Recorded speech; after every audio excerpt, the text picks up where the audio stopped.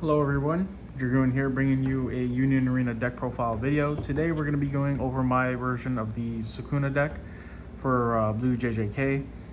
It's a pretty fun deck, very strong in the mid to late game, and yeah, hopefully you enjoy the profile. So to start off with my zero cost, 3 copies of Sukuna, 2k body with a draw trigger, very effective, very strong, and he's a good chump blocker. As you know, we need these in the game.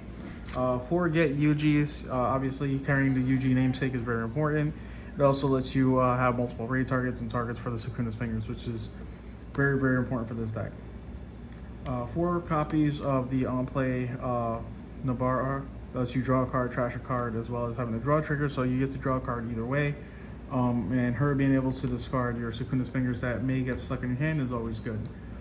2 copies of the 1-cost Nabara. She helps recycle this Nabara, but she also gives you an early start on getting to your 3-cost UGs, for example, where you would like maybe play her, bounce her, play her again, and now you can play the 3-cost UG. So she gives you path lines to like your mid to late game a little sooner. It's just no trigger, makes her a little bit of a liability at times.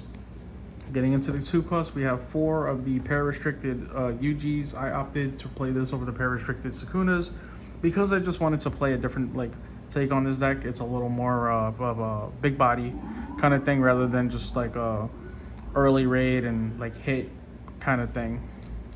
So yeah, on play, you look at the top 5 cards of your deck, grab a finger, bottom deck a card. So deck thinning is deck winning, and he has 3,000 body, so really good. And then to round off my 2-cost, it's the 2-drop Maki. I have a love-hate relationship for this card. I feel like in Kento, this card's a 3 of easy.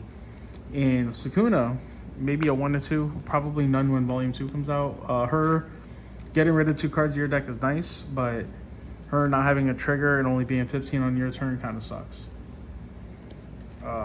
Going into my 3-cost, 4 starter deck UGs. He has an active trigger. He's a 4K when you have a finger no trash on your opponent's turn, and bears the UG namesake. You can't really ask for more. My 2 color triggers are the 2 3-drop UGs. I hate this card. I hate that he's an action point 2. Like, I get it. He can blow up a card if you have 3 or 4 fingers in the trash, but action point 2 I feel like really hinders this card from being used. Even if you had to lower, it's only 3Ks that he can kill. I feel like this card, he is absolutely coming out in Volume 2 when we get the other color UG. This card, I really do not like. Like, in most versions of this deck I play, this is a 1 or a 0. Like, he has his moments where he's great, but most of the time, he's not, at least to me. Going to my 4-cost, I only play the 4 raid UGs. This is one of the better offensive defensive raids in the game. If you bounce them from life, you can raid, bounce a card from your opponent's side of the field, and they lose an attack, and you have an extra block. So realistically, you could shut down 2 attacks. And then on offense, you get rid of a blocker, so you can like chip away at your opponent a little easier. I play a single copy of this Toto. At first, I was only playing this card because there are moments where I might have to use Sukuna's fingers to rest one of my UG raids, which then I would just attack, swap the raid out to protect it, and then bring something else up that could attack.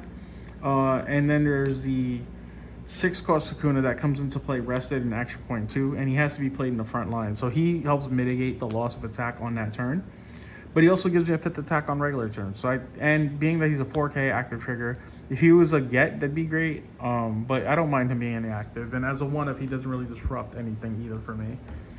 4 Sukuna raids. These cards, number 1, are beautiful, but 2, being able to unplay, rest something, and then search for a Malevolent Shrine or Sukuna's finger is really nice. And 4K body, you know, in mid game especially, if you're able to get a few fingers in the trash and have him active early, you know, your opponent's not really gonna have a board filled out. So it's kind of easy to get to a point where on turn like 3, if your board is set up properly, you bring this guy out, your opponent might have only 1 blocker, rest it, and then you shrine it to 2 damage like early, right? So it's really nice. Like, deck thinning, stun, Sukuna namesake for the Malevolent Shrine. Overall, love this card. And then the last character card I play is one copy of Sukuna. I may bump this to 2 at some point, but for right now, like, I think as a one of, like, a kind of ultimate attack and defense card is pretty good, because if your opponent's ahead and you got 2-3 fingers in here, you're able to bounce a couple cards back and you're kind of safe. If you're really ahead and you have 3-4 fingers in there and you just play this card, your opponent loses 2 to 3 cards on the board. So yes, he comes into play rested and he does have to be played on the front line, but his value comes in the fact that when he's played, he's removing cards from your opponent's side of the field and you're not targeting them. So cards like Gojo, for example, you don't have to pay the second action point for, or third in his case, because your opponent is the one making the choice. Now going into my event cards, I do play 4 Sukuna's Fingers for obvious reasons. Draw a trigger, which is nice. It draws a card when you play it. Very rarely do I ever just play it, take a life, and then get the effect, because you know, losing a life sometimes could be like a raid that you need for later, so I'm a little finicky about using that effect. But this is the most important card in the deck, and it's annoying because sometimes you don't see them or they're stuck in life. 4 final triggers, domain expansions. You know, untap 2, you have to play 4. 4 of my special cards, same thing. You have to play 4. I actually prefer Ratio Collapse over this, but being that I'm not playing Kento, I went with Domain Divergent Fist.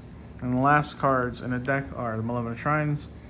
This is a card that goes in and out of my deck as a 1 or 2 of. I'm sitting on 2 right now because it's not impossible for me to just get 2 out and then split it between the 2 Sukunas, but I feel like once we get the pair restriction lifted, this becomes significantly better. For the time being, I'm playing it as a 2 of. But yeah, so that's my list. Thankfully, this video is not dragging for a long time. I hope you guys enjoyed the video. I will be uploading some more soon, hopefully featuring some of my teammates. Thank you for watching. Until next time.